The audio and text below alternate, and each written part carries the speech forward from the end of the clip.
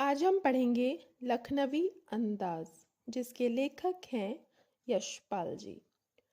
लेखक को पास में ही कहीं जाना था। लेखक ने यह सोचकर सेकंड क्लास का टिकट लिया। भीड़ कम होती है, आराम से खिड़की से प्राकृतिक दृश्य भी देख सकते हैं वो, और नई कहानी के बारे में भी सोच सकते हैं। इसलिए उन्होंने सेकंड क्लास का टिकट खरीदा। लेखक दौड़कर सेकंड क्लास के डिब्बे में जैसे ही चढ़े, वहां पर देखा कि डिब्बा खाली नहीं था। डिब्बे में पहले से ही लखनऊ के एक नवाब बैठे हुए थे और उनके सामने 2 ताजे चिकने खीरे तौलिए पर रखे हुए थे। लेखक का अचानक से डिब्बे में चढ़ जाना उस सज्जन को अच्छा नहीं लगा। उन्होंने लेखक से मिलने में कोई दिलचस्पी भी नहीं दिखाई। लेखक को लगा शायद नवाब ने सेकंड क्लास का टिकट इसलिए लिया ताकि वे अकेले यात्रा कर सके, लेकिन उनका जाना उन्हें अच्छा नहीं लगा।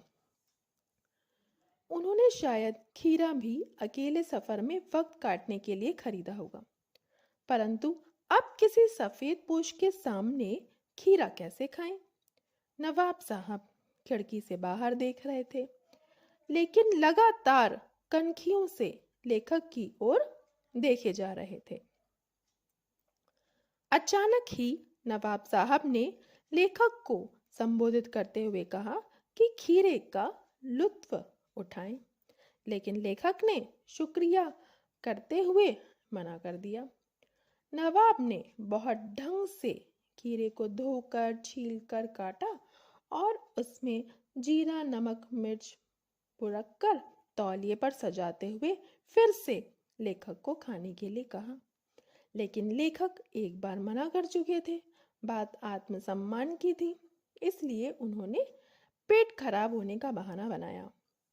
लेखक ने मन ही मन सोचा कि वैसे तो ये रईस बनते हैं, लेकिन लोगों की नजर से बच सकने के ख्याल में अपनी असलियत पर उतर आए हैं। नवाब साहब खीरे की एक फांक को उठाकर होठों तक ले गए, सूंघा और खीरे के स्वाद का आनंद लेकर अपनी पलकें मूंद ली। मुंह में पानी आए घूंट को गले से उतारकर नवाब साहब ने खीरे की फांक को खिड़की से बाहर फेंक दिया।